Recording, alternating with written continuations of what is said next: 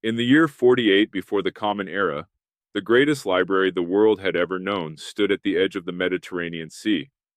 holding within its walls nearly 500,000 scrolls, the collected memory of every civilization that had ever set words to papyrus. Its shelves carried the works of Aristotle and Euclid, the surgical notes of physicians long dead, the star charts of Babylonian astronomers who had watched the heavens centuries before Rome was even a city. It was not merely a building, it was the closest thing to a mind that humanity had ever constructed. And then slowly, across the span of several centuries, it began to disappear, not in a single night of fire and ruin, as the legend so often tells it, but in fragments, scroll by scroll, room by room, in the quiet erosion of neglect, war, and the long indifference of empires in decline. The fires came, yes, the soldiers came, the edicts came, but for every catastrophe that history remembers by name, there were 1,000 smaller vanishings that no one recorded. Moments when a lamp tipped, when a roof gave way, when a curator fled and left the doors unlocked behind him. Yet somewhere in that long unraveling, in the years when the archive still breathed though its lungs were filling with ash, there moved a figure that the chronicles forgot to name, a keeper of rooms, a tender of lamps, someone who understood, with a quietness that required no audience, that the things being lost were irreplaceable, and who made, in the dark, a decision so small it left no monument, and so consequential it altered what the future would be able to know about the ancient world. 3 scrolls survived that should not have survived. 3 texts that appear in medieval catalogs without explanation, without a chain of custody, without any record of how they crossed the centuries intact while everything around them turned to silence and smoke. Somewhere between the burning and the forgetting, a pair of hands reached into the fire and carried them out. This is the story of those hands. There is a particular quality of light that exists only in very old places, in rooms where the air has not moved for a long time, where the dust has settled into a kind of permanence, and the shadows have grown accustomed to their positions. It is not darkness exactly, and it is not quite light either. It is something softer than both, something that belongs to the hours between waking and sleep, to the threshold between what is known and what has been forgotten. If you close your eyes now, and breathe slowly, you might find that quality of light behind your eyelids, that amber warmth that feels less like illumination and more like memory. That is where the story lives. That is the light we will be walking through tonight. Settle in, if you will. Let the weight of the day find its place somewhere outside this moment. The pillow beneath your head has been waiting patiently, and the blanket knows the shape of you by now, and there is nowhere that requires your presence more than exactly where you are. Tonight we will walk slowly, very slowly, through the story of a person whose name was never written in the records that survived, whose face was never painted on the walls of any building that still stands, and whose single quiet act of preservation changed, in ways that cannot be fully measured, what the world would come to know about its own ancient past. We will not rush. There is no reason to hurry. The story has already happened, and it will wait for us at whatever pace we choose to travel. The city of Alexandria, in the centuries when this story takes place, was unlike any other place on the surface of the ancient earth. It sat on a narrow strip of land between the Mediterranean Sea and a shallow lake called Mareotis, and it had been designed from its very foundations to be a city of extraordinary ambition. Alexander the Great had chosen the site himself, in the year 331 before the Common Era, and from the beginning the city had been conceived not merely as a place for people to live and trade, but as a statement about what human civilization could aspire to become. Its streets were laid out in a precise grid, wide enough for 2 carts to pass each other comfortably, and its harbors were engineered with a care and precision that made them the envy of every maritime power in the known world. The great lighthouse that stood on the island of Pharos, just off the coast, rose to a height that ancient writers compared to the mountains, and its fire could be seen from ships more than 30 miles out to sea on a clear night. But it was not the lighthouse, magnificent as it was, that made Alexandria the center of the known world for so many centuries. It was the library, or rather, it was the idea that the library represented, the idea that all knowledge, from every civilization, in every language, about every subject that human minds had ever turned their attention toward, could be gathered into a single place and made available to anyone who wished to read. The Ptolemaic kings who built the library and sustained it across generations were not purely idealistic men. They were practical rulers who understood that knowledge was a form of power, that a city which contained the world's learning would attract the world's scholars, and that scholars brought with them prestige, innovation, and influence. But whatever their motivations, the institution they built became something larger than any of them had intended. It became, for several hundred years, the closest approximation the ancient world ever produced to a complete record of human thought. Imagine, if you can, what it meant to walk through those doors in the height of the library's prosperity. The building itself, or the complex of buildings, for it was never entirely one structure, spread across a significant portion of the Brucheion quarter of the city, adjacent to the royal palace, and close enough to the harbor that scholars arriving by ship could reach it within a short walk of disembarking. Inside, the scrolls were kept in storerooms and alcoves, and long colonnaded halls, organized by subject and by author, catalogued with a thoroughness that was itself one of the great intellectual achievements of the ancient world. Scholars came from Athens and Rome, and Carthage and Persia, and places even farther away, and they came not as visitors, but as residents, given stipends and accommodations and time, simply to read and to think, and to add their own work to the collection. The library did not merely store knowledge, it generated it, and somewhere in those halls, in a period that historians can approximate but not precisely fix, there worked a person we will call, for the purposes of this story, the keeper. Not a famous scholar, not a philosopher whose dialogues were copied and recopied across the Mediterranean world, not an astronomer whose calculations would survive to be cited by later generations. The keeper was something quieter than all of those things, something more necessary and less celebrated, a person whose work consisted of the maintenance and preservation of what others had created, of lighting lamps so that other eyes could read, of checking the condition of scrolls and noting where the papyrus had grown brittle, of knowing which room held which texts, and being able to find any particular work in the dark if the need arose. This is not a small thing, though history has rarely treated it as significant. Every great library that has ever existed has depended entirely on people like the keeper, people whose names were not recorded because the system could not conceive of them as the subjects of history. Tonight that changes, if only gently, if only for as long as you remain here with this story. We will give the keeper back the attention that the centuries withheld. We will walk at their pace, which was never hurried, through the rooms they tended and the decisions they made in the single night when everything they had spent their life protecting began, quietly and irreversibly, to disappear. And if your eyes are growing heavy now, in these early minutes of the telling, that is exactly as it should be. The library is still standing in the version of the world we are entering. The scrolls are still on their shelves. The lamps are still burning, low and steady. And there is time, all the time in the world, to see what happens next. Rest in that image for a moment. The library, lit from within. The sea, dark and quiet, just beyond the harbor walls. A figure moving slowly through the stacks, checking, adjusting, tending,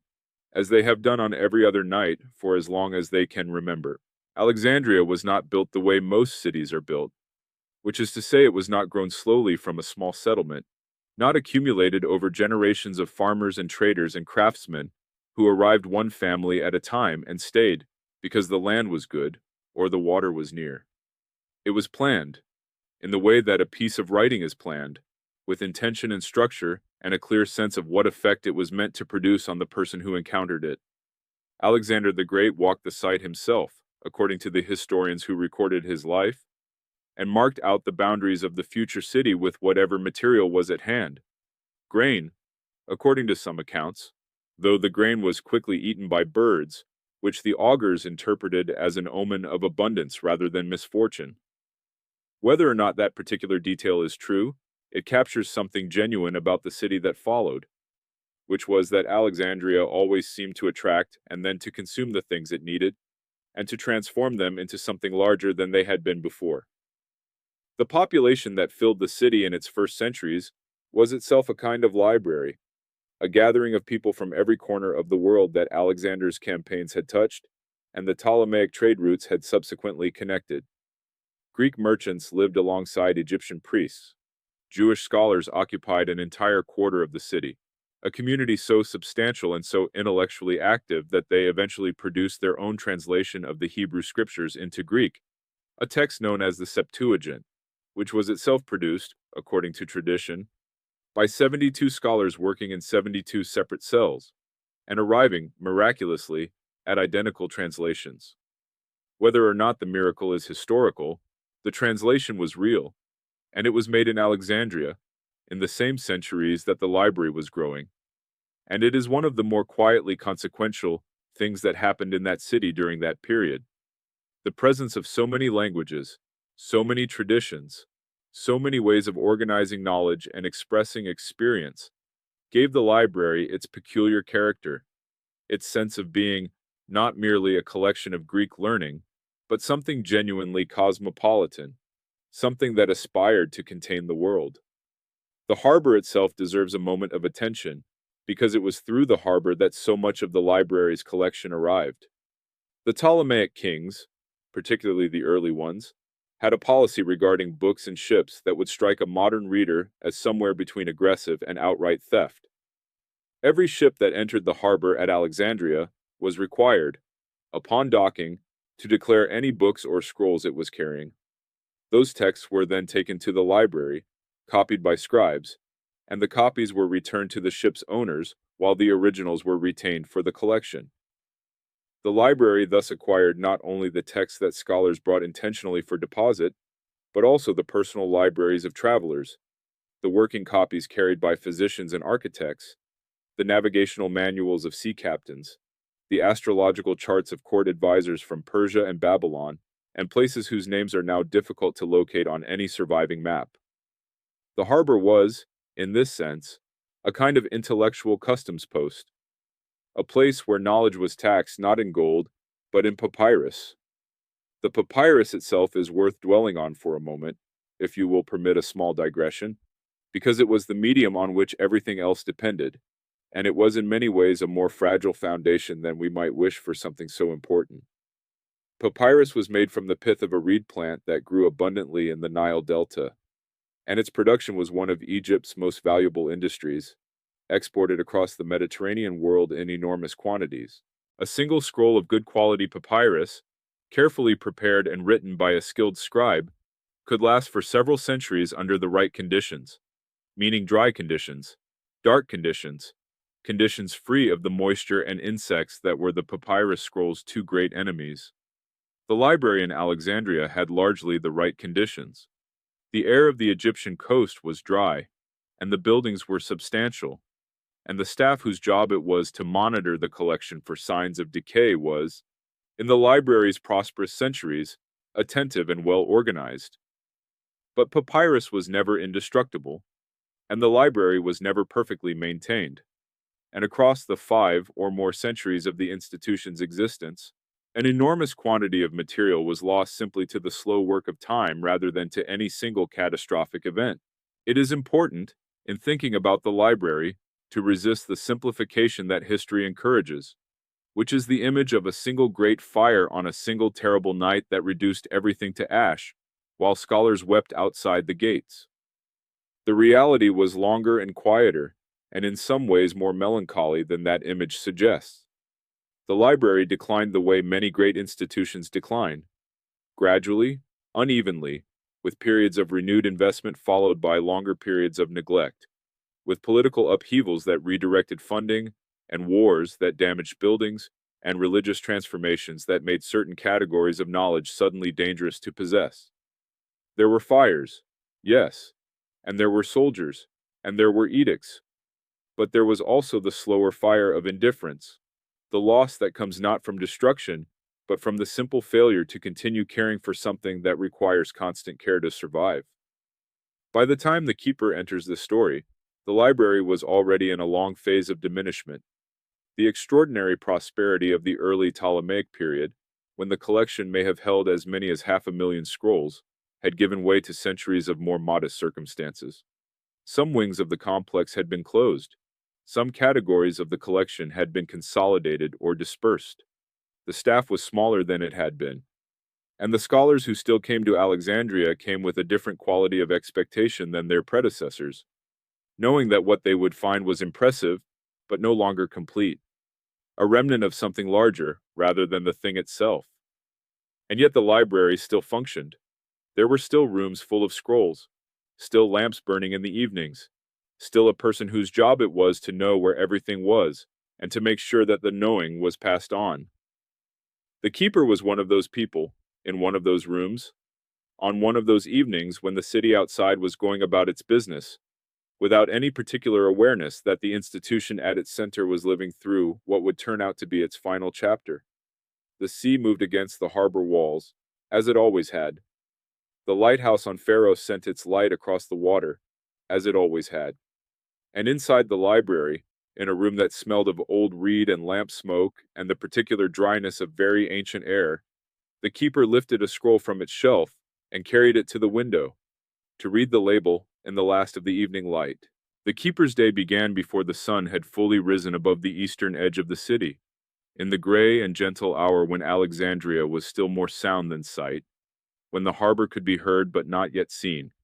when the calls of the first fishermen carried across the water and mixed with the quieter sounds of the city stirring itself awake. There was a particular morning routine that had been followed for so many years that it had ceased to feel like a choice,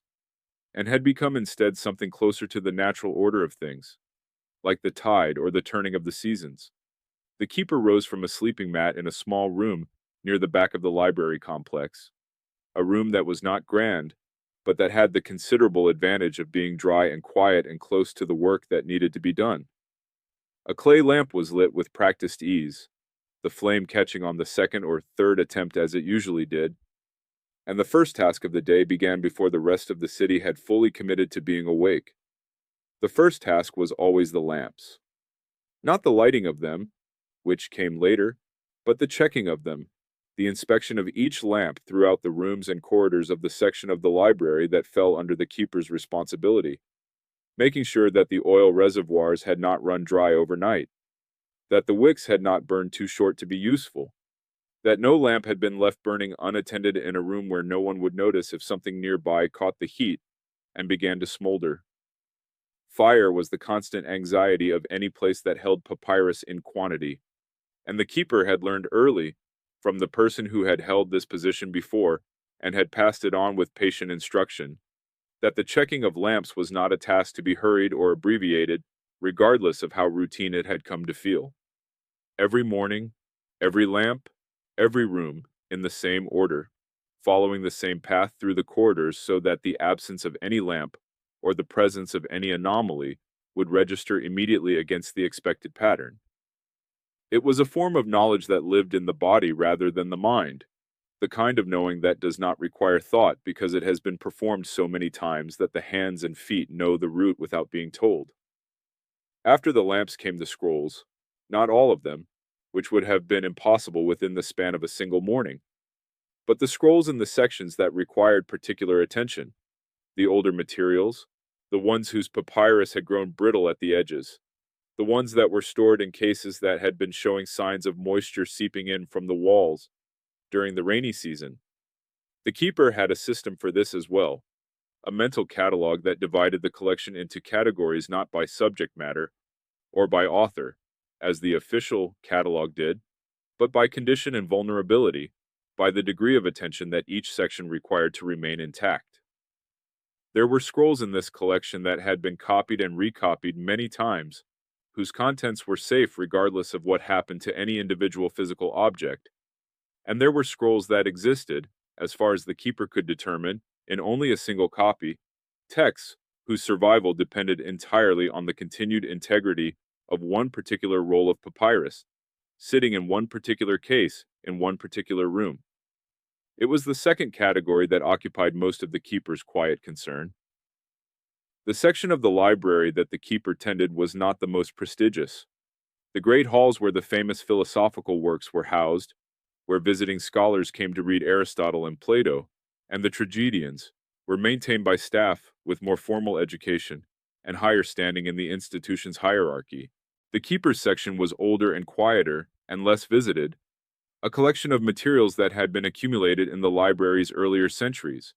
and that had not been systematically reviewed or recatalogued in several generations. There were texts here in languages that none of the current staff could read, scrolls that had been labeled in Aramaic or in one of the older Egyptian scripts, or in a language that no surviving label could identify with certainty. There were navigational texts and agricultural manuals and records of land surveys from regions whose names no longer corresponded to any place on the maps currently in use. There were lists, enormous quantities of lists, inventories of goods and persons and transactions, the administrative residue of kingdoms and institutions that had long since ceased to exist. To most of the scholars who passed through Alexandria, this section was of limited interest. To the keeper, it was the most important room in the building. What the keeper understood, in a way that was perhaps more felt than articulated, was that the value of a text could not always be assessed at the moment of its preservation. The list of grain shipments from a port city 3 centuries gone might seem, to any reasonable observer, considerably less significant than the philosophical dialogues in the main hall. But the keeper had spent enough years in these rooms to have developed a deep suspicion of the obvious, a sense that the things most easily dismissed were sometimes the things most worth protecting, precisely because no one else was paying attention to them. This was not a theory that the keeper had read anywhere or heard argued in the colonnaded walkways where scholars debated. It was simply a conclusion that had arrived, quietly and without announcement, after years of handling old papyrus and wondering about the hands that had first set the words down and the circumstances that had led to their being written at all. The meals of the keeper's day were simple and taken quickly, not from any particular austerity of temperament, but because the middle hours of the day were the hours when visitors sometimes came to the collection. Scholars who needed help locating a specific text or who wanted to examine one of the older materials under supervision. And the keeper preferred to be present and available during those hours rather than away eating in the courtyard with the other staff. The food itself was unremarkable: bread and oil and whatever vegetables were in season, sometimes fish from the harbor, sometimes a small amount of the date wine that was produced in the countryside east of the city, and that arrived at the library in clay jars as part of the provisions allocated to the residential staff. In the evenings, when the visitors had gone, and the main gates of the complex had been closed for the night, the keeper sometimes sat near one of the courtyard fountains and listened to the city beyond the walls, the distant sounds of the harbor, the voices of people in the streets, the particular quality of noise that Alexandria produced at the end of a day, which was unlike the noise of any other city the keeper had ever visited, fuller and more various and threaded through with languages that overlapped and blended into something that was not quite any single tongue but was unmistakably Alexandrian. On those evenings, the candle burned low and steady on the stone beside the fountain, and the keeper sat in the warmth of the Egyptian night and thought, without urgency, about the rooms full of old words just behind the wall, and about how long they had already lasted, and about how much longer they might last if the conditions remained as they were. If your own eyes are growing heavy now, resting in the image of that courtyard, that candle, that quiet figure listening to a city that no longer exists, let them close. The keeper is still sitting there, patient as the papyrus, waiting for nothing in particular, which is to say, waiting for everything. There is a particular sensation that comes from handling a very old piece of writing, one that has been touched by many hands across many years. And it is not precisely the sensation of touching the past, though that is how people often describe it afterward. It is something quieter than that, something more like the feeling of standing at the edge of a very deep body of water and understanding, not with alarm, but with a kind of peaceful clarity that the depth extends far beyond what the eye can measure. The keeper had felt this sensation so many times, over so many years of daily contact with the collection, that it had become a familiar companion, rather than a remarkable experience, present in the background of every working hour the way the sound of the harbor was present in the background of every day in Alexandria. Notice not continuously, but always there when attention turned toward it. The scrolls were not silent objects to the keeper. They were participants in a very long conversation that had been going on for centuries before any living person had entered the room. The collection in the keeper's section included, among its many categories of material, a significant quantity of what the original catalogers had labeled as geographical texts, though this label covered a range of things considerably more varied than the word geography might suggest to a modern reader. There were straightforward accounts of coastlines and river systems, the kind of practical navigational information that sailors needed, and that was updated and revised regularly as trade routes shifted and ports rose and fell in importance. There were more speculative texts, accounts of regions that the authors had heard described but never visited, places at the edges of the known world where the writers imagined extraordinary things, rivers that ran backward, mountains made of glass, peoples who slept for 6 months of every year and woke refreshed and unbothered by the lost time. And there were texts that fell somewhere between these categories, accounts that mixed genuine geographical observation with mythological interpretation, that described a real coastline and then explained the origin of its shape in terms of a divine conflict that had taken place there in the time before human memory. These were, in some ways, the most interesting texts in the collection, not because their cosmological explanations were accurate, but because the mixture of observation and interpretation revealed something genuine about how the people who wrote them had understood their relationship to the physical world. One text in particular had occupied a corner of the keeper's attention for several years. It was stored in a case near the northern wall of the main room, in a section of the collection that received less lamplight than the rest, because the wall on that side was slightly thicker, and the single high window that opened onto the courtyard admitted only a narrow angle of light that moved across the room during the day and reached the northern wall only for a brief period in the early afternoon. The scroll itself was in reasonably good condition, given its apparent age, the papyrus still flexible enough to unroll without cracking, the ink faded but legible in good light, the wooden roller at one end, replaced at some point in the past with a newer piece of cedar that still carried a faint, resinous smell when the room was warm.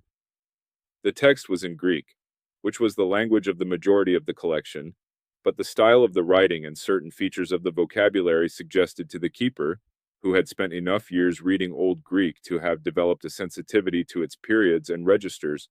that this was a translation rather than an original composition, that somewhere behind the Greek, there was an earlier text in another language that this scroll was attempting to render as faithfully as the translator's skill permitted. What the text described was a system of water management,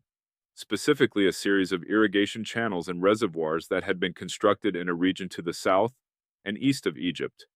in a part of the world that the Greek text referred to by a name that did not correspond precisely to any region on the maps currently held in the library. The description was detailed and practical,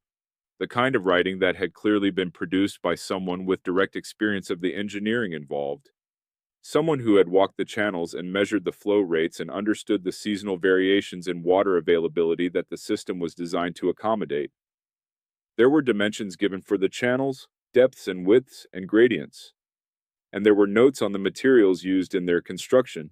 the particular kind of stone that lined the reservoir walls, the clay mixture used to seal the joints,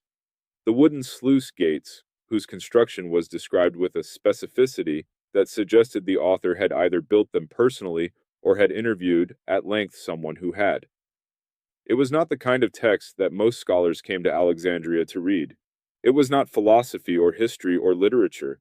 It was, in the most literal sense, instructions. And yet the keeper returned to this scroll regularly,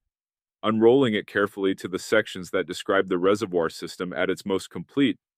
reading the same passages in the narrow afternoon light that fell across the northern wall,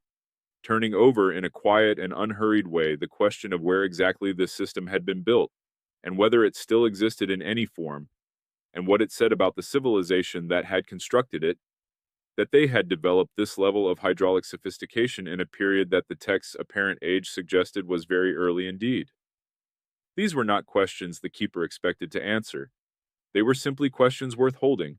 worth keeping alive in the way that a lamp is kept alive. Not because the light is needed at this particular moment, but because the habit of tending it means it will be available when the darkness comes. The scroll went back into its case at the end of each visit, rolled carefully, the cedar handle aligned with the edge of the case. The lid replaced with the same quiet attention that had opened it. The other scrolls in the collection had their own histories of attention, their own patterns of being visited and revisited, their own qualities that kept drawing the keeper back to them across the years. There was a medical text, much copied and annotated in several different hands, that described treatments for ailments of the eye using preparations made from plants that grew along the Nile. And the keeper had spent considerable time over the years comparing the plant descriptions in this text with the actual plants that grew in the courtyard garden of the library complex, attempting to identify which modern plants corresponded to the ancient names. There was a collection of letters, unusual in a library that mostly held formal literary and scholarly works, written by a series of administrators in a provincial city somewhere in the eastern Delta region, letters that discussed the practical difficulties of managing grain storage and tax collection, and the perpetual problem of record keeping in a place where the records were kept in multiple languages by scribes who could not always read each other's scripts. And there was a text whose subject the keeper had never been entirely able to determine, written in a hand so small and so densely packed that reading it required the lamp to be held very close to the surface, close enough that the heat of the flame could be felt on the back of the hand, a warmth that served as a constant reminder of the proximity of the one thing in the room that could, in a moment of inattention, undo everything. The keeper read it anyway, slowly, in the warm light of the lamp, the words giving themselves up one at a time like small gifts from a very great distance. The library had always been a place of passage as much as a place of permanence, and the keeper had grown accustomed over the years to the rhythm of arrivals and departures that punctuated the quieter continuity of the collection itself. Scholars came from distant cities carrying letters of introduction, and the particular expression of people who have traveled a long way towards something they have imagined for even longer. That mixture of anticipation and slight anxiety that belongs to the moment just before a long-held expectation is tested against reality. Some of them stayed for months, settling into the rhythms of the library with the ease of people who had always felt more comfortable among books than among other people. Others came for a few days, moving through the collection with a focused urgency, looking for specific texts, copying out the passages they needed, and departing again before the keeper had fully learned their names. All of them, in one way or another, left some trace of their presence in the collection. A marginal note in a hand the keeper did not recognize. A scroll replaced in the wrong case. A small tear in a corner of papyrus where someone had unrolled too quickly in the excitement of finding what they were looking for. One visitor, who had come to the collection several months before the events at the center of this story, was a man the keeper knew only by the city he came from, which was Antioch, a place on the eastern edge of the Mediterranean world that had its own considerable library and its own tradition of scholarship, but that sent its learned people to Alexandria with some regularity, the way smaller rivers send their water toward the larger ones. The scholar from Antioch was a man of perhaps 50 years, with the kind of face that has spent a great deal of time outdoors, despite belonging to a person whose profession is essentially interior, weathered and lined in a way that suggested a history of travel, rather than of sedentary study. He was interested in astronomical texts, specifically in the records of celestial observations that had been accumulated at Alexandria over the centuries, and the keeper had helped him locate several of the relevant cases in the main collection before he had asked, with the careful diffidence of someone who has learned that the best way to get information from a specialist is to appear not to need it urgently, whether there were any astronomical materials in the older sections of the library, the parts that were less frequently visited. The keeper had shown him the section without particular ceremony, as one shows a room to a guest who has asked to see it, without preamble or explanation, simply opening the door and holding the lamp so that the visitor could see what was there. The scholar from Antioch had spent a long time in that room, longer than most visitors spent in the less prestigious sections of the collection. moving slowly along the cases with the careful deliberation of someone who is reading labels in a language he knows, but does not read quickly. He had asked about several scrolls, and the keeper had brought them to the reading table near the window, and held the lamp while he examined them, answering questions when they were asked, and remaining quiet when they were not, which was the keeper's preferred mode of assistance. Before he left that day, the scholar had said something that the keeper had thought about on many evenings since, a simple observation delivered without particular emphasis, as if it were merely something he had noticed rather than something he considered important. He had said that some of the texts in this section appeared to be unique, that he had encountered references to works of this kind in catalogs from other libraries, but had never before seen the actual scrolls,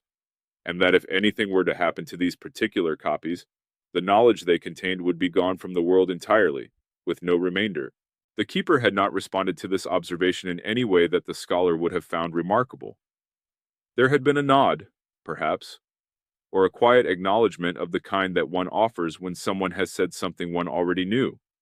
when the words are not new information, but a confirmation of a long-held private understanding. The scholar had departed the following week,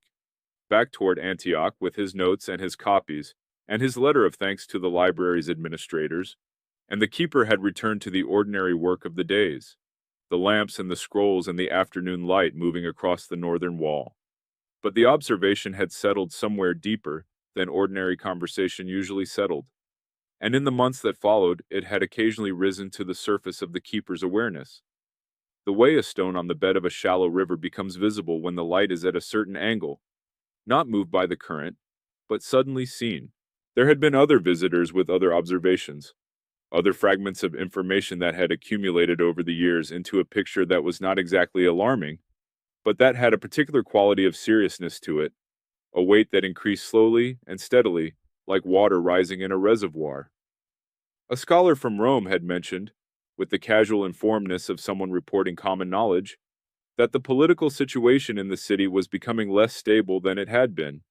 that the administrative structures which had maintained the library's funding and its protected status were under pressures that he would not specify in a public place, but that those familiar with the current governance of the province would understand. A younger reader, a student from somewhere in the Greek islands whose name the keeper had not retained, had asked with genuine curiosity why certain categories of text in the collection had not been copied onto the newer parchment materials that were becoming more common in other libraries, parchment being considerably more durable than papyrus, and less vulnerable to the moisture and insects that were papyrus's great enemies. The keeper had explained that the resources for such a copying project had not been allocated, that the administration of the library had other priorities, that the project had been proposed more than once and had not been approved, and the student had nodded with the accepting incomprehension of someone who has not yet lived long enough to fully understand the relationship between institutional priorities and physical survival. All of these conversations had been ordinary in their individual moments, and had become, in their accumulation, something that required a response. The keeper was not a person given to dramatic gestures, or to the kind of decision-making that announces itself with a clear sense of historic significance. The response that was forming, slowly and quietly,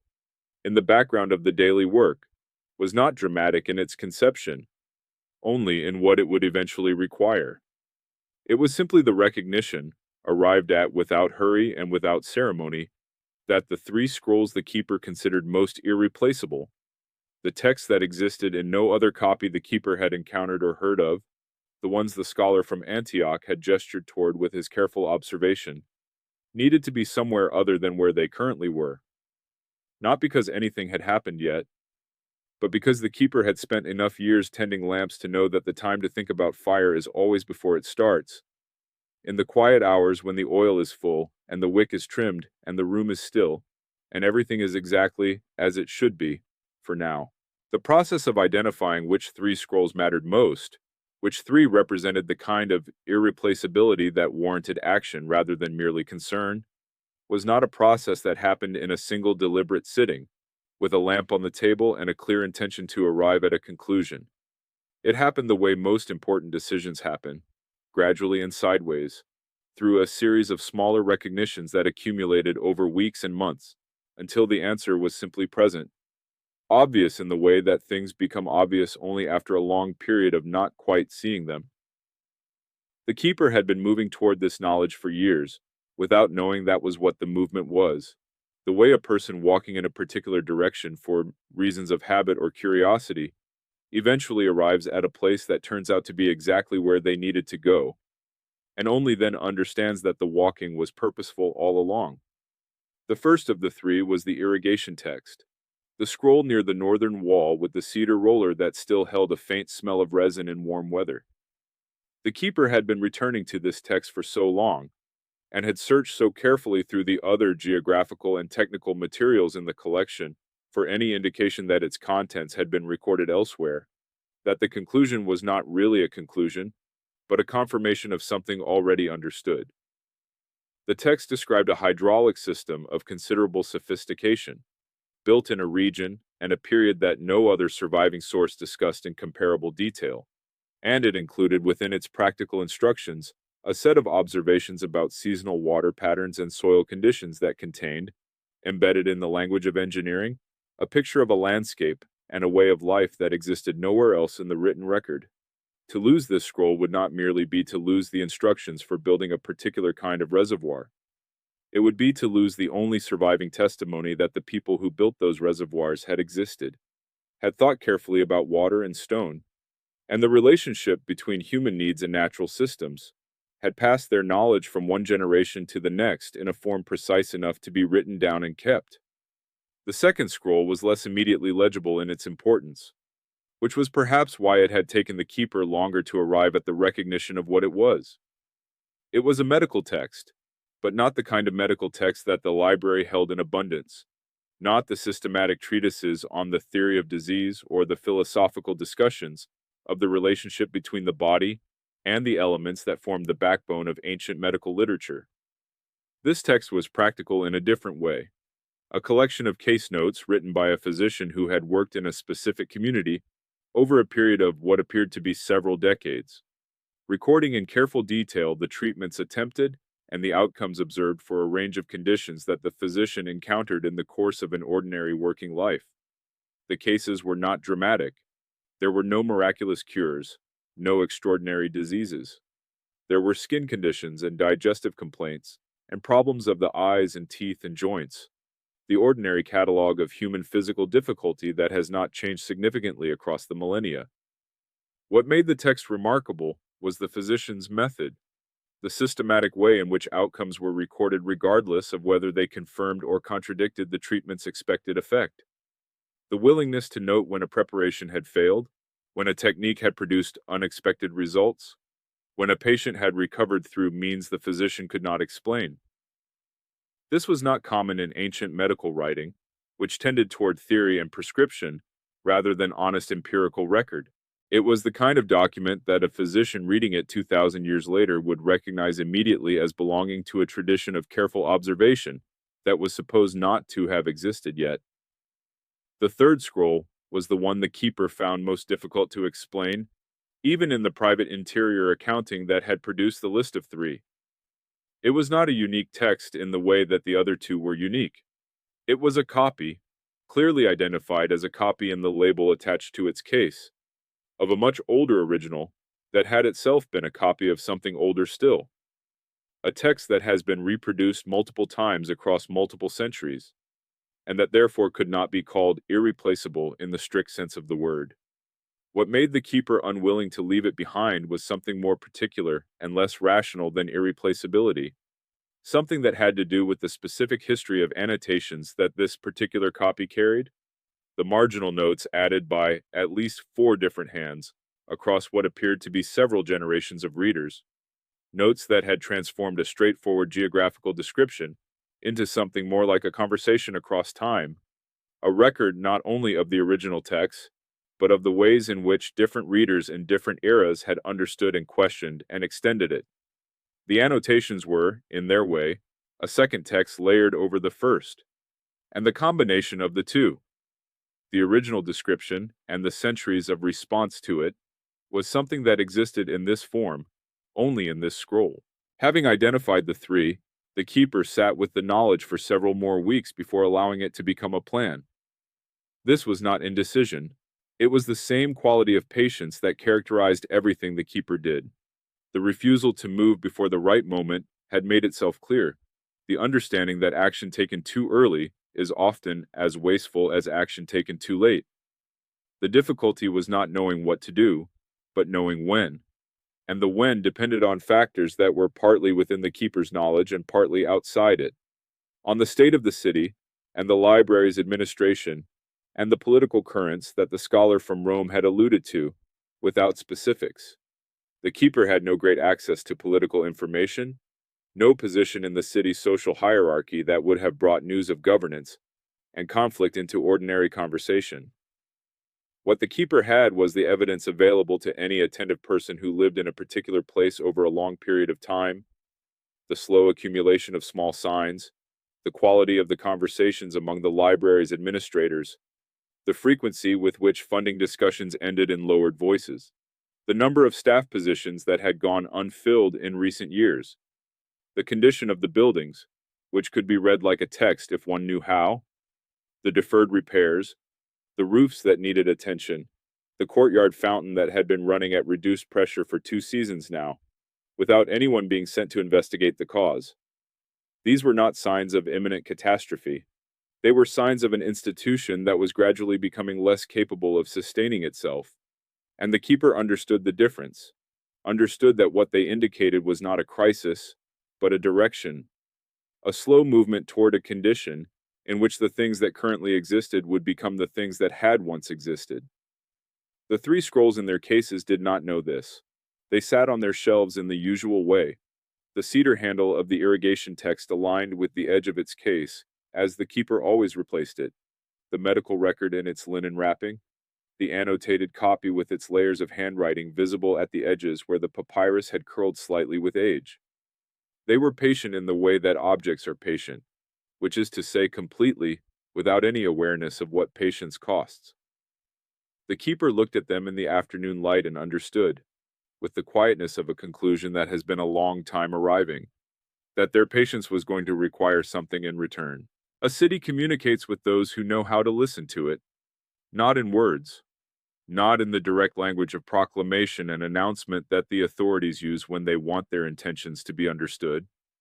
but in a quieter register, in the way the stone of old buildings responds to stress and neglect, in the patterns of traffic through particular streets at particular hours,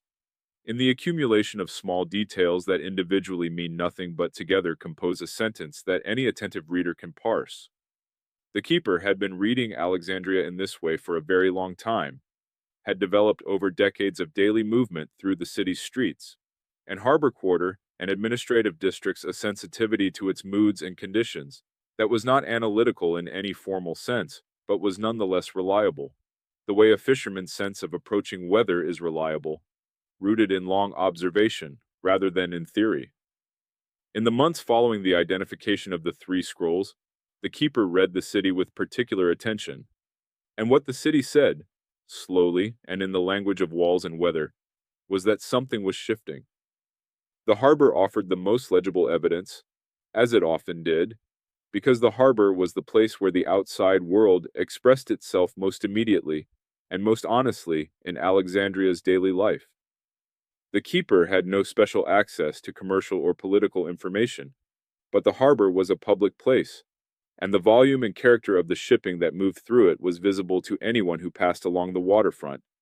which the keeper did regularly, partly because the route between the library and the market where provisions were purchased ran along the harbor's edge, and partly because the harbor had always been, for the keeper, a place of reliable calm. The constant movement of ships and water and the working activity of the port, providing a kind of background continuity that was soothing in the way that all evidence of ordinary life continuing is soothing. What the keeper noticed, over the course of several months, was not a dramatic change, but a gradual diminishment. Fewer large, merchant vessels in the outer harbor, more of the medium-sized trading ships, making shorter stays before departing. A reduction in the particular quality of busyness that had always characterized Alexandria's waterfront, and that was, in its way, the city's most reliable indicator of institutional health.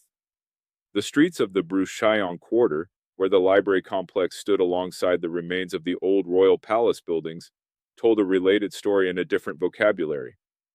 This quarter had always been more administrative than commercial, more given to the movements of scholars and officials than to the noise and activity of trade, and its particular character was one of a certain considered quietness, of purpose without urgency, of institutions going about their long-established business in the unhurried way of things that have existed for a long time and expect to continue existing. The keeper had walked these streets every day for so many years that their normal state was as familiar as the inside of the library itself, every doorway and colonnade and paving stone known in the unreflective way that one knows the contents of one's own room. What was different now was not any single visible change, but a quality of the foot traffic. Fewer people with the particular bearing of working scholars, more people with the alert and watchful manner of those whose business is political rather than intellectual, people who looked at doorways before passing them and who did not linger in conversation in open spaces. The library's own administration provided the most direct evidence, though the keeper was not privy to the details of its deliberations, and had only what could be gathered from the visible surface of institutional behavior. There had been a meeting, or a series of meetings, of the senior staff, conducted in the main administrative rooms of the complex with the doors closed, which was not entirely unusual, but which happened with a frequency over this particular period that exceeded what the keeper had observed in previous years. The outcome of these meetings was perceptible in small adjustments to the daily routine of the institution. A change in the hours during which the main gates were left open, a reduction in the number of lamps lit in the outer corridors during the evening hours, a conversation overheard between two of the senior archivists about the relocation of certain materials to a storage facility outside the main complex, a conversation that ended when the keeper came into earshot and resumed, in lowered voices, after the keeper had passed. These were not alarming signs in themselves. Each had an innocent explanation. Together, they composed the same sentence the harbor had been composing for months. A sentence about an institution making itself smaller and less visible, drawing inward in the way of a creature that senses a change in the air. The weather itself, which in a rational accounting would have had nothing to do with the keeper's growing sense of the need for action, contributed its own atmosphere to these months in ways that were not rational, but were nonetheless felt. It had been an unusually dry season, the winter rains that normally arrived from the Mediterranean in the later months of the year delayed, and then reduced, so that the courtyard garden of the library complex, which was usually green and fragrant by midwinter, remained brown and quiet much longer than it should have. The fountain, already running low, slowed further, and then stopped entirely for a period of several weeks while repairs were made to the channel that fed it. And during those weeks the courtyard had a quality of suspended stillness that made the library feel more provisional than it normally did. More like a collection of buildings that might one day not be there than like an institution that had stood for centuries and could be expected to stand for centuries more. The keeper noted this quality of feeling without placing too much weight on it, knowing that feelings of this kind are not evidence of anything except the state of the person who has them. And yet noting it nonetheless, the way one notes the direction of the wind not because the wind determines the decision,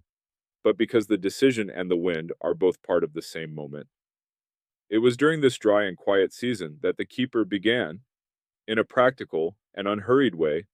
to make the arrangements that the 3 scrolls required. The first step was not the moving of the scrolls themselves, but the identification of where they should go, which was a question that required more thought than might be expected. Given that the obvious answer, another library or another institution, with the resources and the commitment to maintain them, was not straightforwardly available. The other great libraries of the ancient world were themselves not entirely stable, and the keeper had no connections to the networks of scholarly patronage that would have made a formal transfer of irreplaceable materials possible through official channels. What the keeper had was something more modest but perhaps more reliable, a small number of people in the city whose relationship to books and to knowledge had been established over years of ordinary interaction. People whose commitment to the preservation of texts was not institutional but personal, rooted in the kind of care that does not depend on funding or administration or the continuation of any particular political arrangement.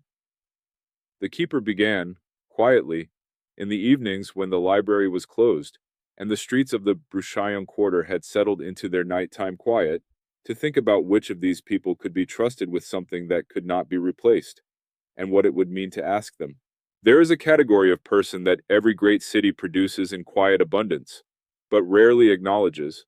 the people whose relationship to knowledge and to objects of value is not professional or institutional,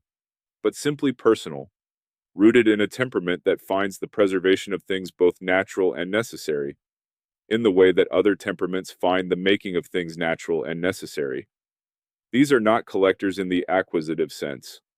not people motivated by ownership or by the social signal that possession of rare things can send to those who understand their rarity. They are something quieter than that, people who feel, in the presence of an old book or a carefully made object, or a document that carries the traces of many hands, a responsibility that they did not choose and cannot entirely explain, a sense that the thing in question has a claim on them that supersedes whatever inconvenience its care might impose. Alexandria had always had such people, in proportion to its size and its long history, as a city where the accumulation and transmission of knowledge was woven into the fabric of ordinary life. And the keeper, over many years of working in the library and moving through the city, had come to know several of them. The first was a woman who ran a small scriptorium in the mixed commercial and residential district between the main market and the harbor,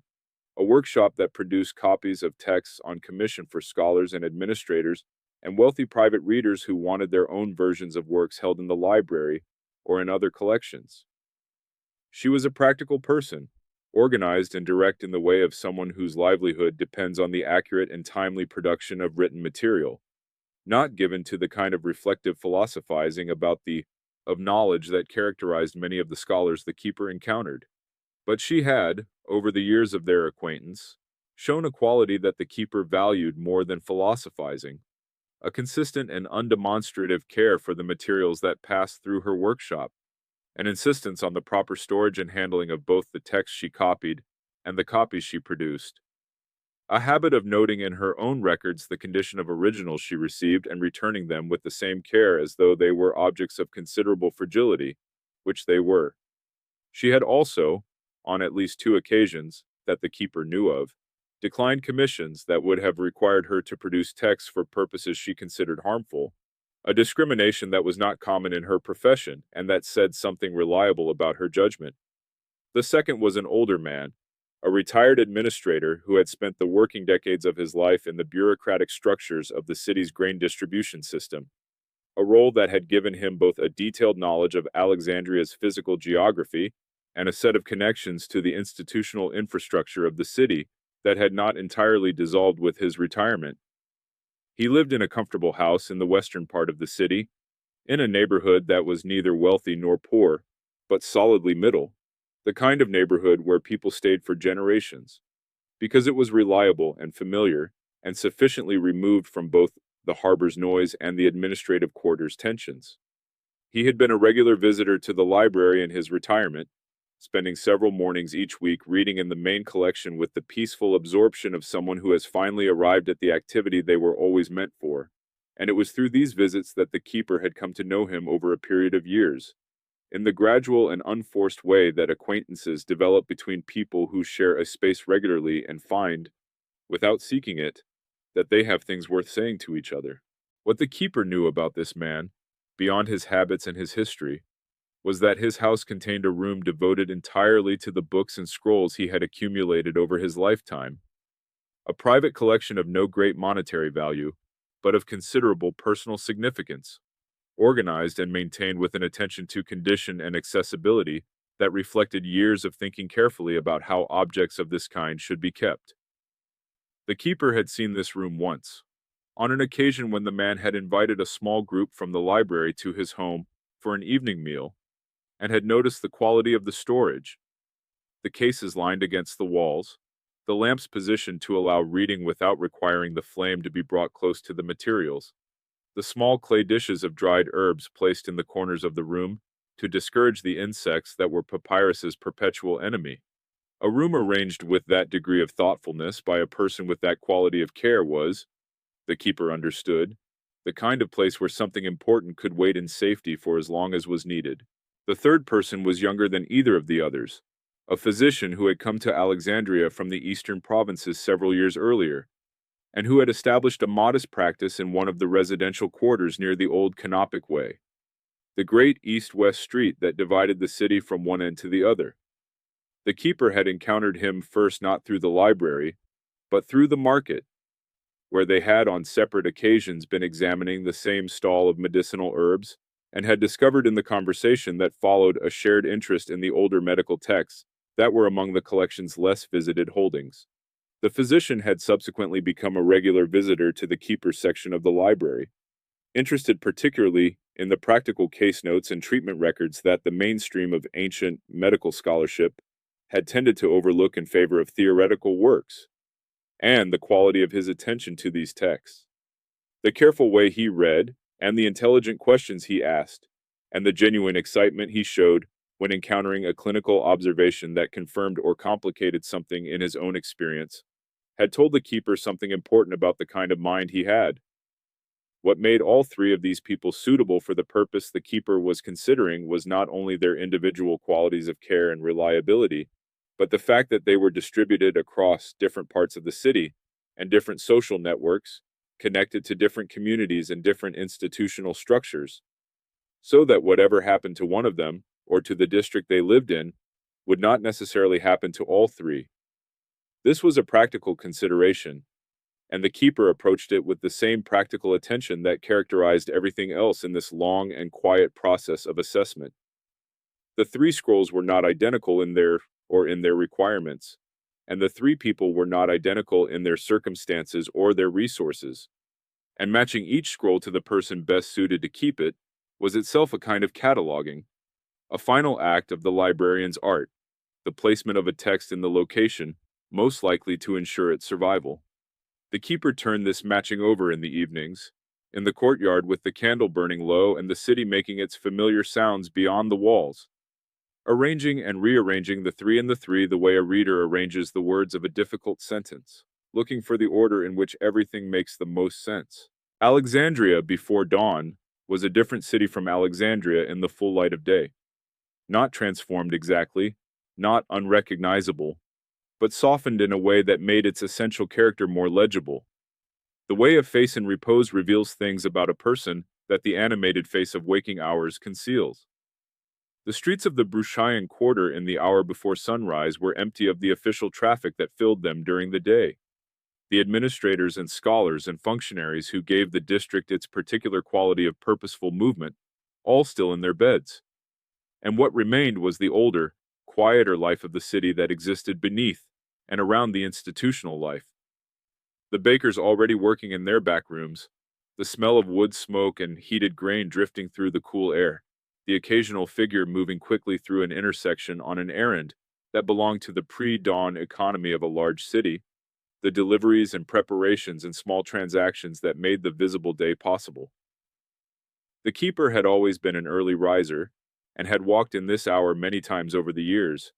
and knew its rhythms and its particular quality of peace with the intimacy of long familiarity. The route to the scriptorium woman's workshop took the keeper south and west from the library complex, through the edge of the Bruchayan, and into the mixed district where the commercial and residential buildings were pressed more closely together, and the streets narrowed in the way of parts of the city that had grown organically, rather than according to the grid that Alexander's original planners had imposed on the more formal districts. These streets were not labyrinthine, not difficult to navigate, but they had a quality of enclosure that the wide ceremonial avenues of the city's center did not, a sense of being held within rather than exposed across,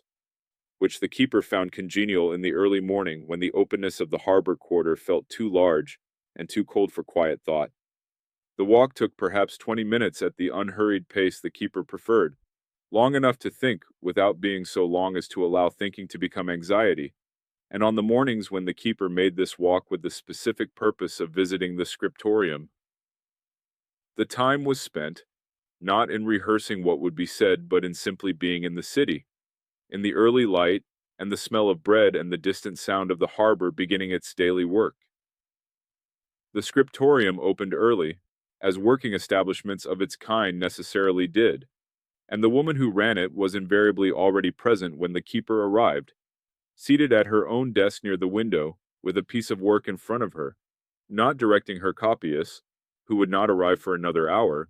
but doing the fine editorial work that she preferred to do alone before the room filled with the particular quiet industry of people engaged in sustained careful writing.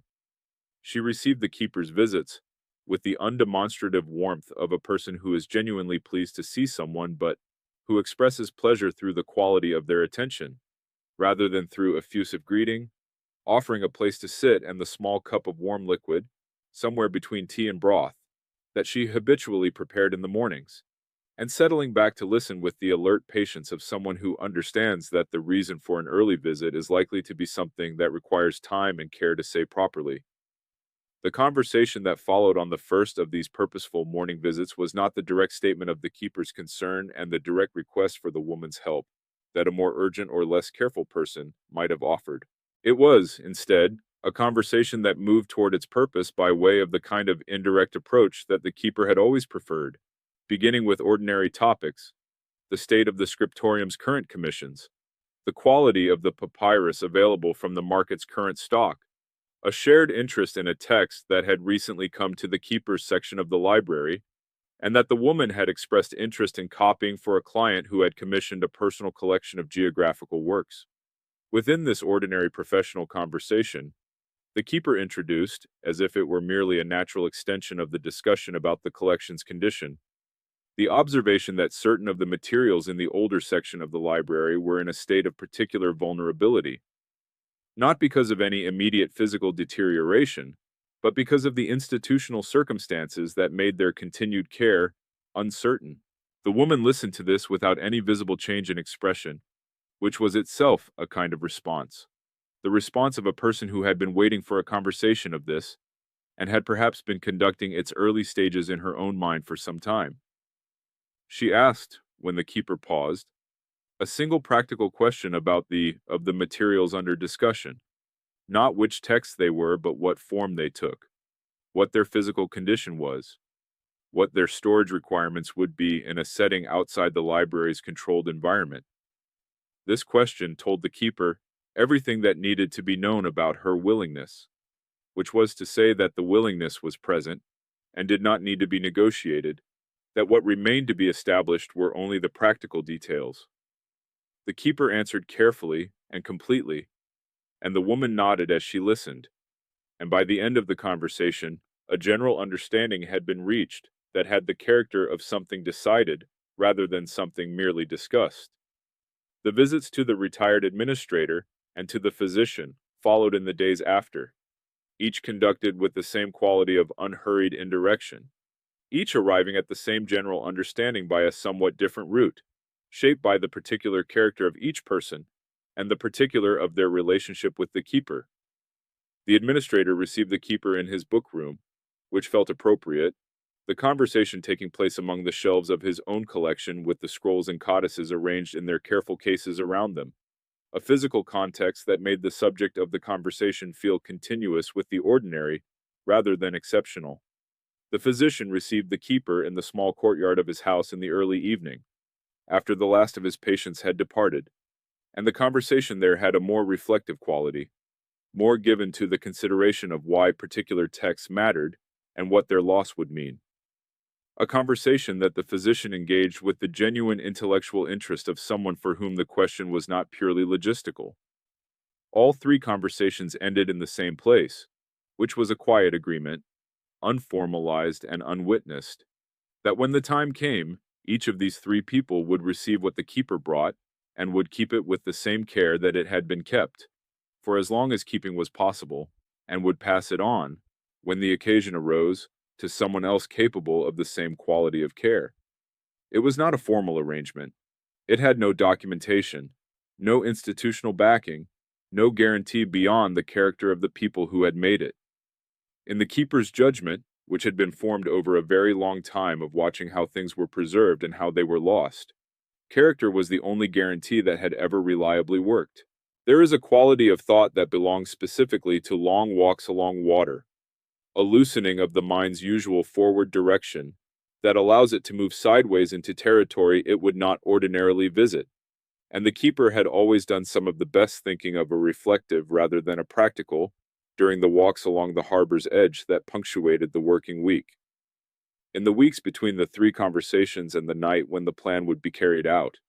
there was a period of waiting that was not anxious but that had a particular quality of suspension to it, a feeling of the breath held not in fear, but in the natural pause between one thing and the next. And it was during this period that the keeper's walks along the water extended further than usual, past the harbor's main working area and along the quieter stretches of the coast to the east of the city,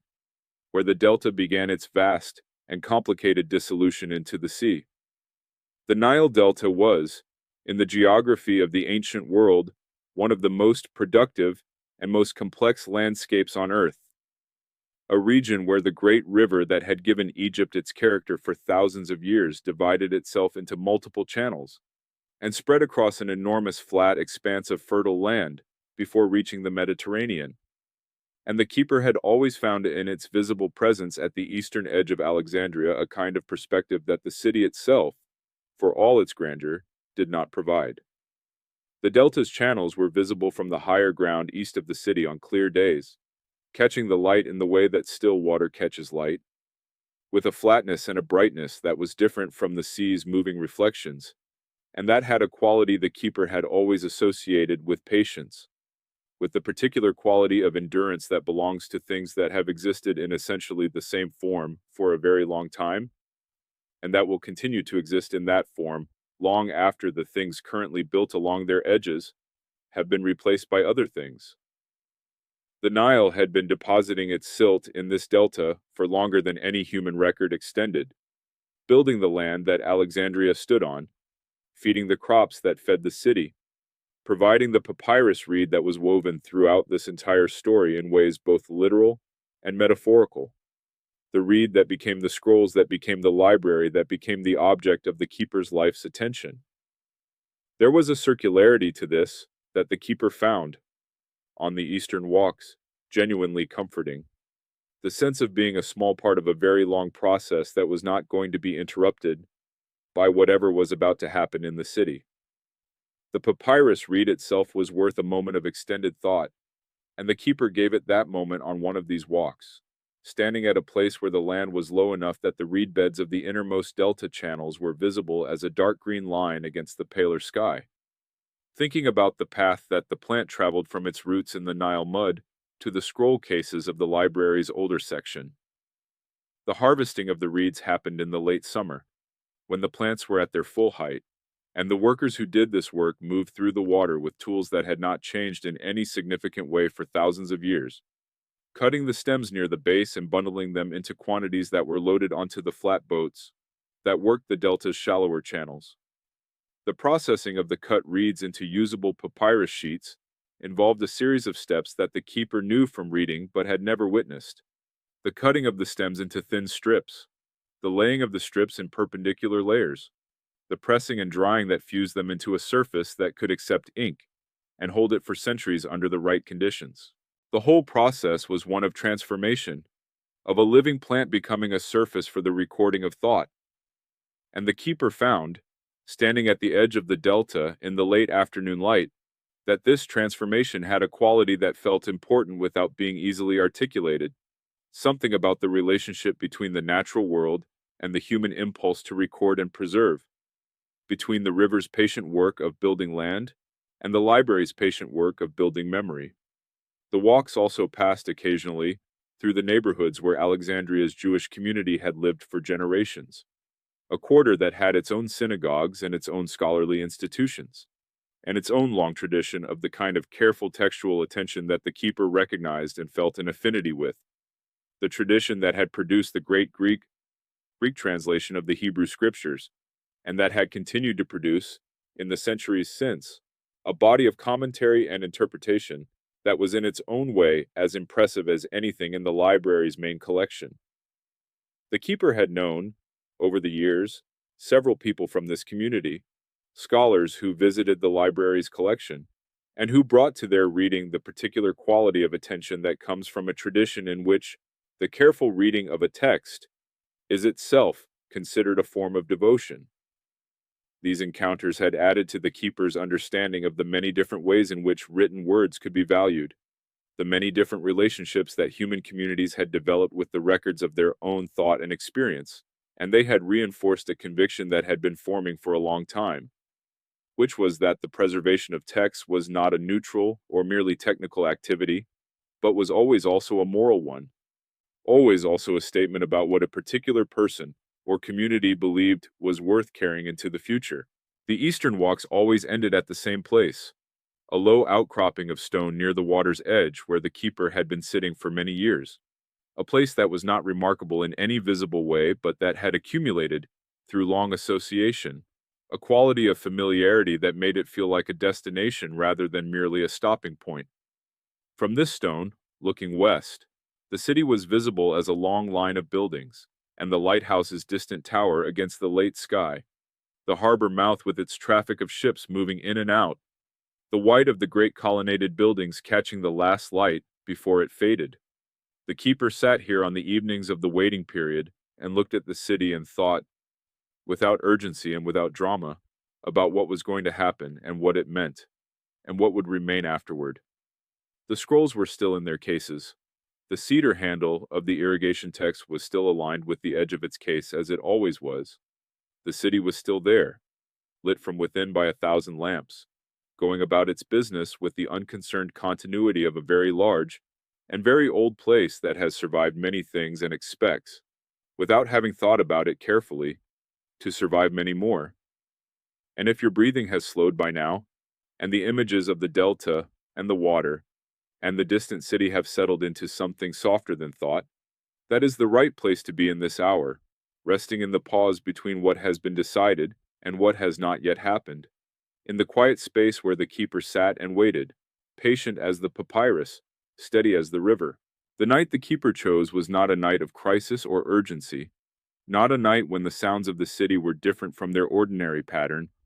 or when any visible sign suggested that the moment had been forced by external circumstance. It was an ordinary night in the later part of the year, cool enough that the stones of the library's courtyard held their daytime warmth pleasantly into the evening hours, clear enough that the stars were visible above the courtyard's open rectangle of sky, the familiar constellations that the astronomical texts in the collection had been cataloging and naming and measuring for centuries, still there, still patient, still entirely indifferent to what was happening in the rooms below them. The keeper had chosen an ordinary night deliberately, because the logic of preservation that had governed this entire process was the logic of the ordinary rather than the extraordinary. The logic that says the time to act is before the crisis,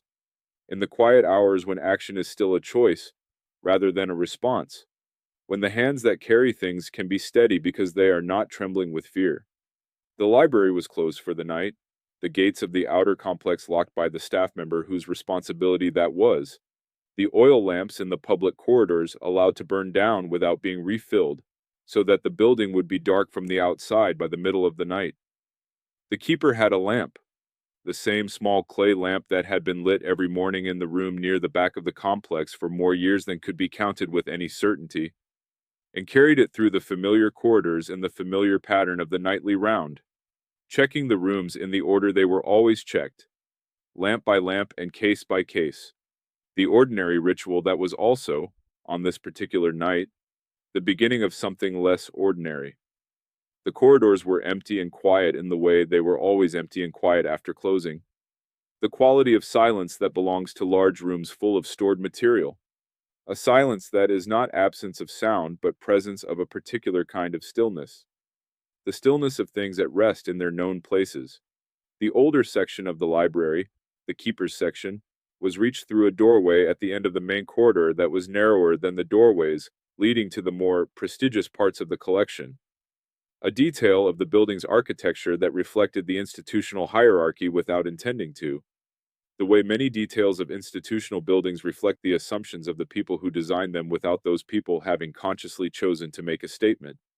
The keeper passed through this doorway in the ordinary way, raising the lamp slightly to see the threshold clearly, taking the 3 steps down to the slightly lower floor level of the older wing, feeling the familiar slight change in air temperature that this section always had, cooler than the rest of the building by a consistent small margin that the keeper had always attributed to the thickness of its walls, which were older than the rest of the complex and built according to an earlier architectural tradition that favored mass over height. The smell of the room was the smell it always had: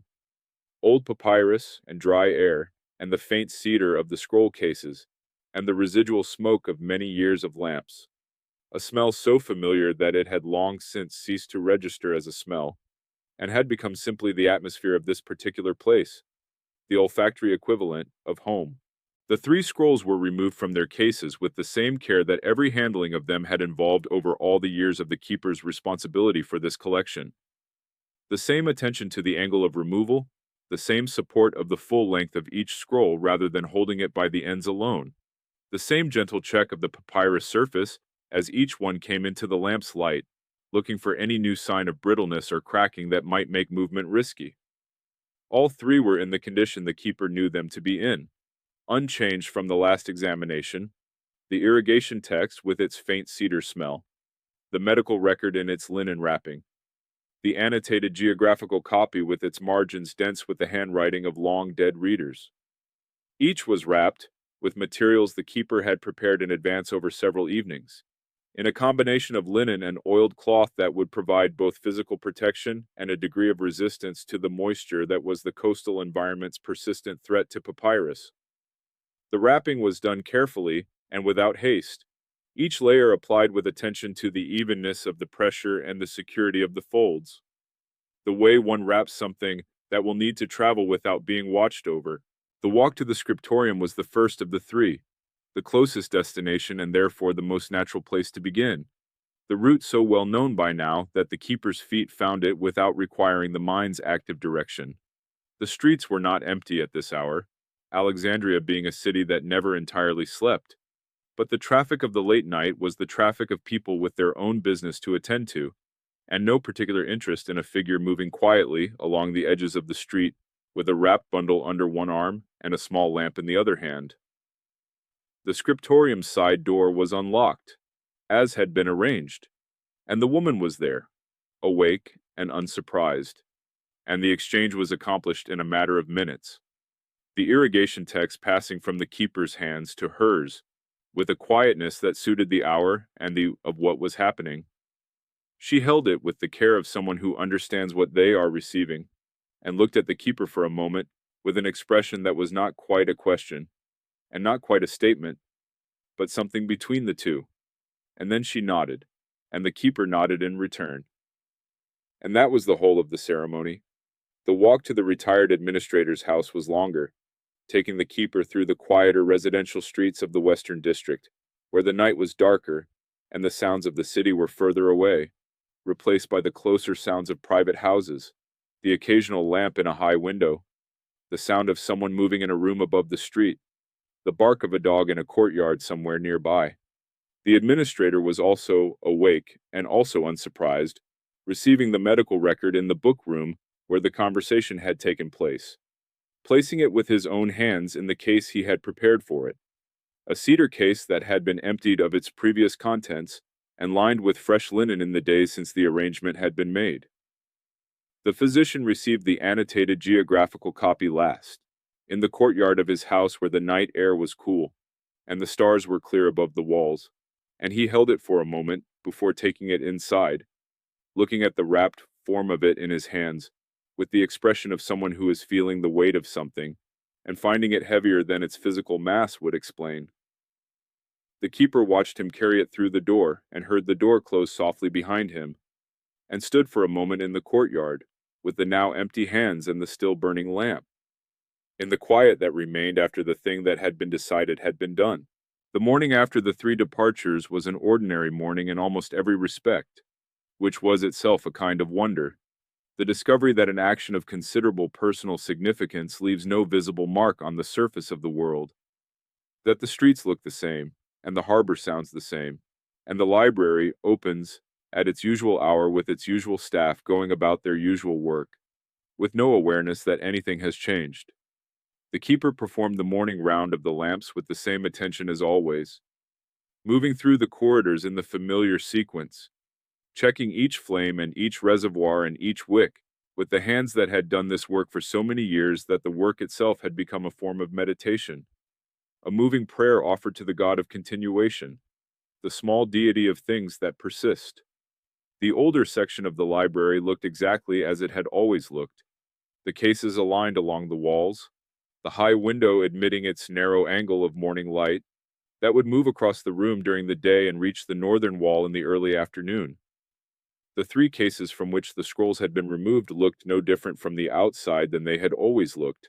and would not look different to anyone who had no reason to open them and examine their contents.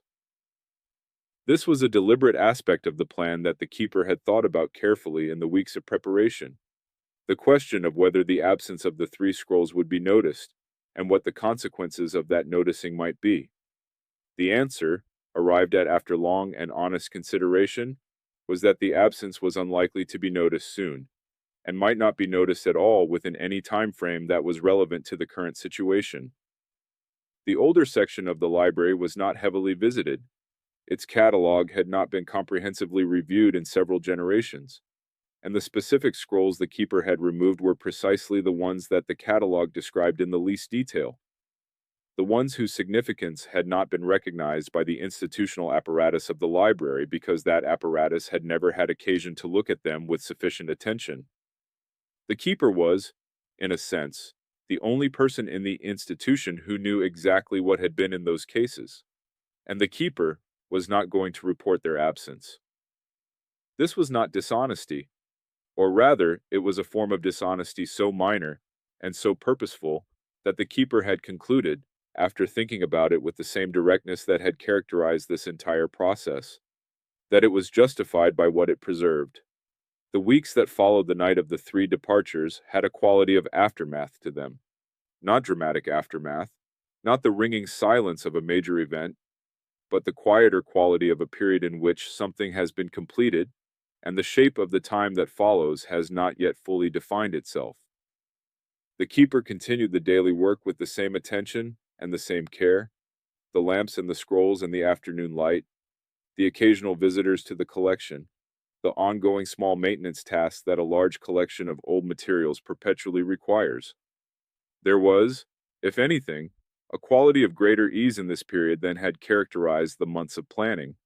the particular relief that comes not from resolution, but from having done what could be done and accepted that the rest was beyond individual control. The three scrolls were where they were. Their safety now depended on the character and the circumstances of the three people who held them,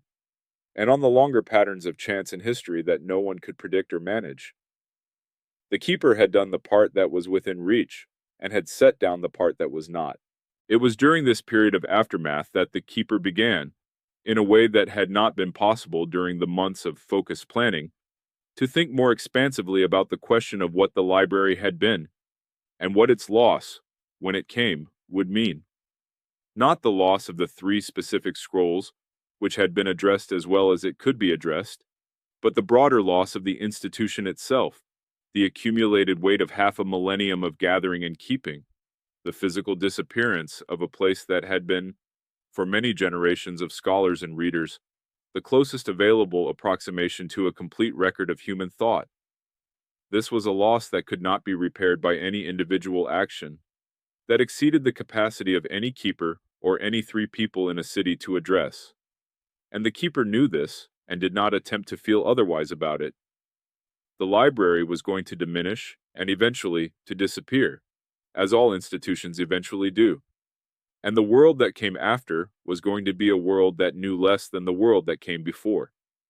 And this was genuinely and simply sad in a way that the keeper allowed to be sad, without requiring it to be anything more dramatic than that. And yet there was also, sitting alongside the sadness, without canceling it, a different quality of feeling that the keeper turned over in the quiet evenings of this period. Something that was not consolation exactly, but was related to it. The recognition that the pattern of loss was not complete loss. That the three scrolls carried to three different houses in three different parts of the city were evidence of a counter-movement that had always existed alongside the movement of decay, the small persistent human impulse to save what could be saved, to carry things forward across the gap between one era and the next. This had always been happening, the keeper understood, in ways that the historical record did not adequately reflect, because the historical record by its documented the large and the official and the catastrophic rather than the small, and the personal and the quiet, for every text that history recorded as having been lost. There were perhaps others that had been saved in exactly the way the keeper had saved these three, by an individual person who understood their value and found a way to carry them past whatever was coming. The record of those savings was, almost by definition, incomplete, because the people who did the saving were precisely the people whose names were not written in the records that survived. On an evening in the middle of this period of aftermath, the keeper sat in the courtyard of the library complex as on many previous evenings, with the candle burning low on the stone beside the fountain, which had been repaired by now and was running again with its usual quiet sound,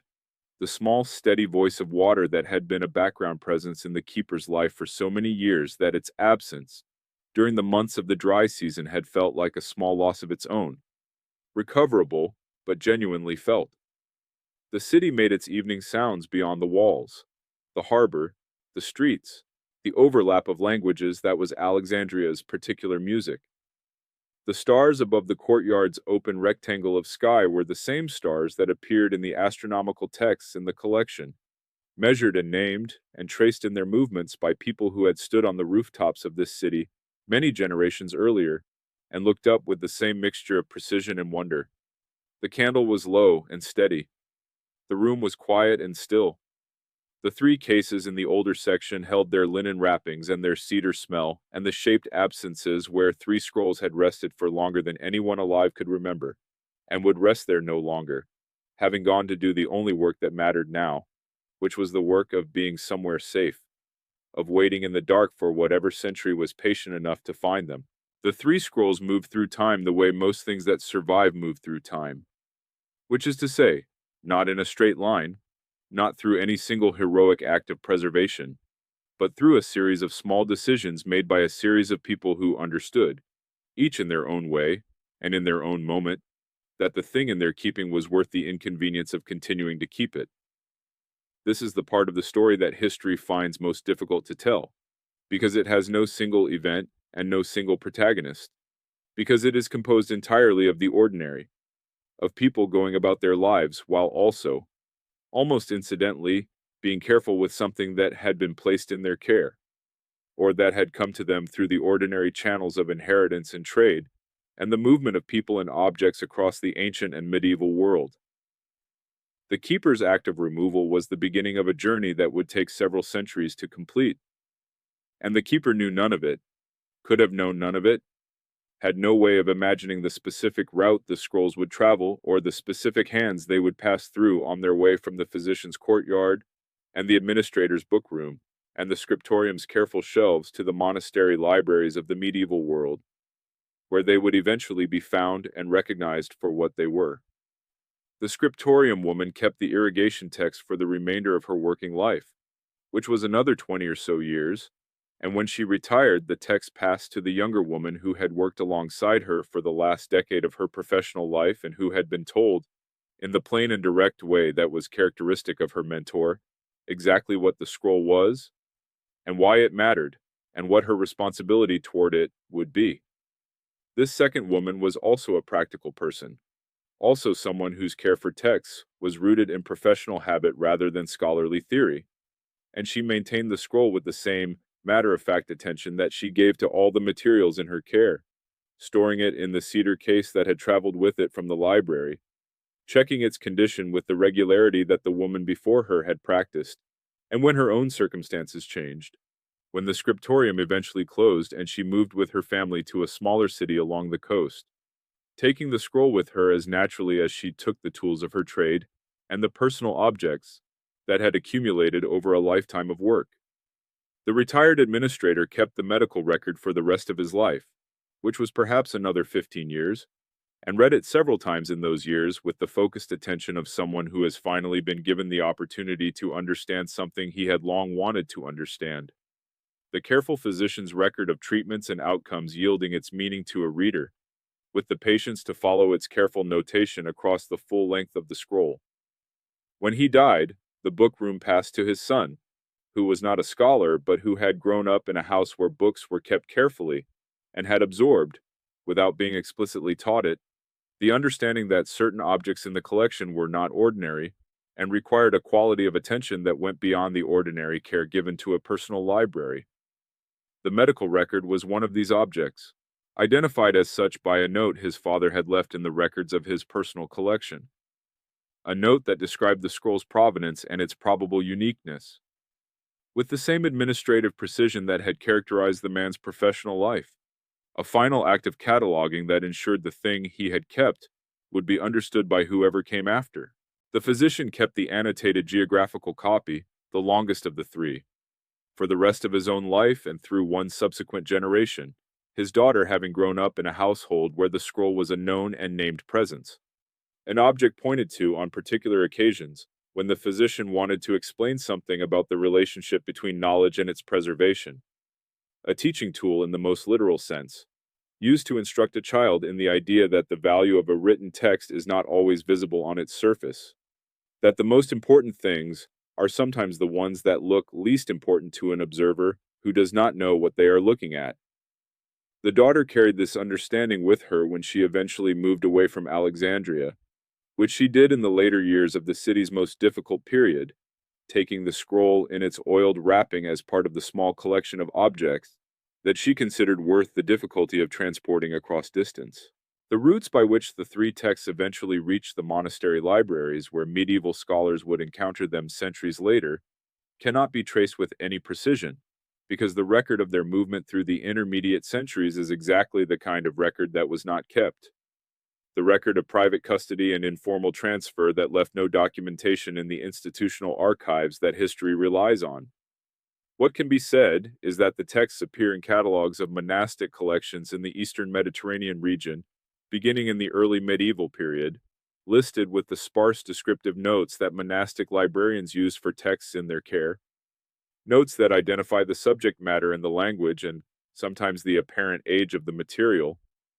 but that contain no information about how the text came to be there or where it had been in the centuries before its arrival. The scrolls had become, by this point, simply things that existed in certain collections, their origin story entirely lost, their presence unremarkable to the people who catalogued them, who had no way of knowing that the texts in front of them had been in Alexandria, had been chosen with great deliberateness from among hundreds of thousands of others, had been carried through the streets of a city in the middle of the night by a person whose name was never recorded, and whose decision had made the difference between the text's survival and its disappearance.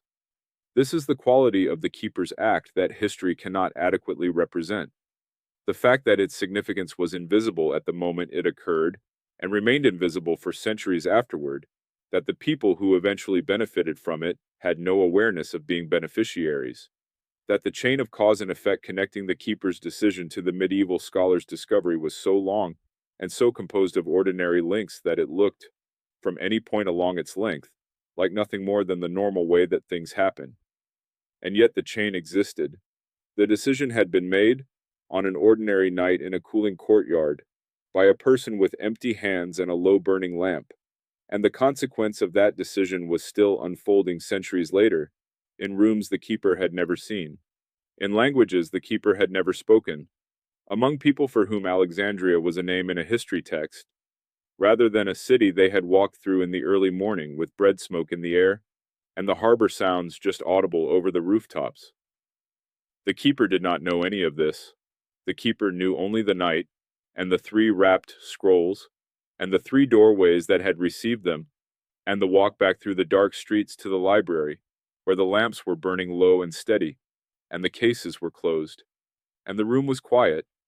and everything was, for now, exactly as it should be. Several centuries after the night of the three departures, in a monastery that stood on a hillside overlooking a stretch of the eastern Mediterranean coast that had changed hands many times between the era of the keeper and the era of the monk who now worked in its scriptorium. A young man was copying a text that had arrived at the monastery's library some years earlier as part of a collection donated by the estate of a merchant who had accumulated books with the same uncritical enthusiasm that he had accumulated everything else, without particular discrimination, but with genuine affection for the objects themselves. The monk had been assigned the task of copying this text not because anyone in the monastery had assessed it as especially significant, but because it was old, and its condition suggested that it would not survive many more years without being transferred to fresh parchment. And the monastery had a policy, maintained with varying degrees of diligence depending on the resources available in any given decade, of copying texts whose physical condition made their continued existence uncertain. It was a policy that the keeper of Alexandria, had there been any way for the keeper to know of it, would have recognized and approved. The text the monk was copying was the irrigation text, the scroll with the cedar handle that had smelled of resin in warm weather. Though by the time it reached the monastery's scriptorium, the cedar handle had long since been replaced by a simpler wooden roller, and the resin smell was entirely gone, replaced by the particular smell of very old papyrus that the monk found, in the way of someone accustomed to old materials, neither unpleasant nor remarkable, simply the ambient atmosphere of the work. The monk was not a scholar in any formal sense, not someone trained to assess the significance of the texts he copied or to place them in the context of the broader history of ancient writing. But he was a careful reader, careful in the way that people who copy texts for a living necessarily become careful, attentive to the specific words on the page in front of him in a way that goes beyond ordinary reading. Because the act of copying requires a sustained engagement with each individual word that ordinary reading does not. And as he copied the irrigation text, working through its detailed descriptions of channel dimensions and water flow rates, and the seasonal variations in the Nile's behavior that the original author had observed and recorded, the monk found himself drawn into a quality of attention that went beyond the purely technical, a recognition that the text in front of him had been written by someone who had known these things not from reading, but from direct experience, from walking the channels and measuring the water, and feeling the particular soil of a specific landscape under their feet. The monastery's library was a single long room, built against the hillside so that its back wall was the living rock, which kept the temperature inside remarkably stable throughout the seasons, and made it, without its builders having intended this specific outcome, an unusually good environment for the preservation of old materials. The library held perhaps 400 volumes and scrolls at this period, a modest collection by the standards of the great institutions that had preceded it, but a substantial one by the standards of the time and place, assembled over several generations of monks who had understood the library's maintenance as part of their religious and intellectual obligation. The books and scrolls were kept in cases along the walls, as they had been in Alexandria, and the cases were made of local wood, cedar being no longer easily available in this region, which held the materials adequately well, and the monk who served as the library's primary custodian checked them with a regularity that the keeper of Alexandria would have recognized as the correct practice, the daily round of attention that keeps the ordinary from becoming the catastrophic. The medical record had arrived at a different monastery, one situated further inland, in a region where the summers were drier and the winters harder than on the coast.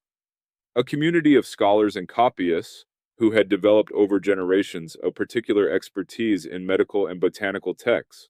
drawn partly by the tradition of their founder, who had been a physician before becoming a monk, and partly by the practical needs of a community responsible for the health of the surrounding rural population, and always in search of better information about the treatment of common ailments. This monastery's library held its medical collection with the same care that Alexandria's medical section had been held, with the additional benefit of being used regularly by people who could read it with professional attention, who brought to the text a practical knowledge that allowed them to distinguish between the genuinely useful and the merely traditional, and who annotated the margins of the copies they made with notes from their own clinical experience in the same spirit that the unknown physician whose work the keeper had preserved had annotated his own observations. The chain of practical medical knowledge, interrupted by the centuries between the original physician and these medieval monks, had not been entirely broken. because the scroll had survived to reconnect it. The annotated geographical copy had traveled the longest route and arrived latest, passing through the hands of Arab scholars in the period when Arabic learning had become the primary vehicle for the transmission of ancient knowledge across the Mediterranean world. Scholars whose interest in geography and in the ancient sources of geographical knowledge made the text recognizable to them as something worth preserving and copying, and passing along to the next institution whose collections they contributed to. The Arabic scholars who encountered it did not know its full history any more than anyone else did, but they understood what it was well enough to include it in the collections they assembled, and to make copies of it that circulated through the network of libraries and scholarly centers that characterized this remarkable period of intellectual exchange. By the time the annotated copy arrived at the monastery, where it was eventually recognized by a scholar with the particular combination of Greek and Arabic reading ability that allowed him to appreciate both the original text and the long history of its annotations, it had already been copied twice in Arabic and once again into Greek, each copying adding a small quantity of error and a small quantity of clarification, the way any living tradition accumulates both noise and meaning as it moves through time. The monk copying the irrigation text finished his day's work as the afternoon light began to fade in the single high window of the scriptorium, rolling his fresh parchment copy with the care that his training required, and setting it beside the old papyrus original, with the instinct of a person who has been working with old things long enough to understand that the original and the copy are not the same object, that something passes from the original to the copy in the act of transcription, but that something also remains in the original that cannot be transferred. Some quality of age and contact and the particular history of having traveled a very long way through a very long time to arrive at this specific place. He set the lamp so that its light fell on both of them, the old papyrus and the new parchment, and looked at them for a moment in the way that one looks at something without being sure exactly what one is seeing. And then he closed the scriptorium for the night and went to the evening prayer, carrying with him, without knowing he carried it, the long unbroken thread of attention that connected this room on its Mediterranean hillside to a room in Alexandria that no longer existed, and a pair of hands that had carried 3 wrapped scrolls through the dark streets of a city that was already beginning, on that ordinary night so many centuries ago, its slow and patient transformation into memory. The keeper walked back through the dark streets of Alexandria on the night of the 3 departures with empty hands, and a lamp whose oil was running low, and the city around the keeper was the same city it had always been, the harbor making its harbor sounds, the lighthouse on Pharos sending its light across the water in the patient rotation that it had maintained for centuries and would maintain for a little while longer, the streets holding their nighttime quiet with the ease of something that has been doing this for a very long time. The keeper did not feel, on this walk, any particular sense of completion, or of heroism, or of having done something that history would recognize, because the keeper had no way of knowing what history would recognize, and had not been motivated by the prospect of recognition in any case. What the keeper felt, walking back through the familiar streets with the empty hands swinging slightly at the sides, was something considerably quieter than heroism, something closer to the feeling that comes at the end of a long piece of careful work, when the work has been done as well as the worker knew how to do it, and what remains is simply the return to the ordinary life that surrounds the work, the life of meals and sleep and the next morning's lamp round, and the slow progression of days that would continue in their ordinary way, regardless of what had been accomplished in the extraordinary hours within them. The library was dark from the outside when the keeper returned to it. The lamps in the outer corridors burned to their ends as planned. The gates closed and the courtyard quiet, and the fountain running with its small steady sound in the darkness.